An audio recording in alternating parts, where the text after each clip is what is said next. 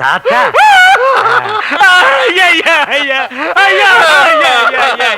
ஏமா குடும்பத்தை பத்தி கேட்டீங்க?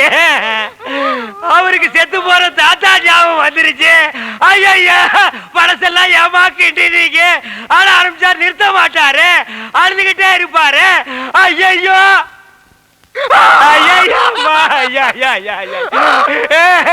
சரி சரி, தாத்தாட்டு இருந்தா சாகிறதா, அதை நம்ம எடுத்து புதைக்கிறதா? சிங்கப்பூர்ல இருக்கிறது ஒரே ஒரு தாத்தா மேடம். எங்க அப்பா அப்பா செத்ததுக்கு அப்புறம் 5 வயசுல அவர் தான் என்ன வளர்த்து ஆளாக்குனார்.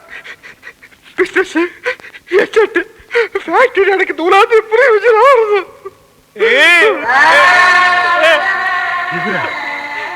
அரே ஆமாங்கம்மா, இப்படிப்பட்ட தாத்தனை நம்ம வாழ்க்கையில பார்க்கவே முடியாதுங்கம்மா. இல்லன்னா இந்த பேரனுக்கு இவ்வளவு சொத்து, இத்தாத்தடி பங்களா, வெளியில காவலுக்கு ஒரு குறுக்கா வச்சுட்டு போவாருங்களா? நீங்களே நல்லா யோசனை பண்ணி பாருங்கம்மா.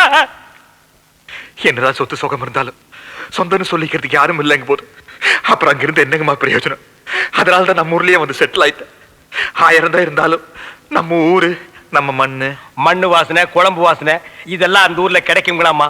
அதனாலதான் என் இனிய தமிழ் மக்களேன்னு இந்த ஊர்லயே வந்து மாப்பிள்ள செட்டில் ஆயிட்டாருங்க. சரி சரி, இந்த கல்யாணத்துல உங்களுக்கு பரிபூர்ண சம்மதம் தானே? எங்களுக்கு பரிபூர்ண சம்மதங்கம்மா. அப்புறம் என்ன, இனிமே இது உங்க வீட்டு கல்யாணம் இல்ல, என் வீட்டு கல்யாணம். எப்படி நடத்துறேன்னு பாருங்க.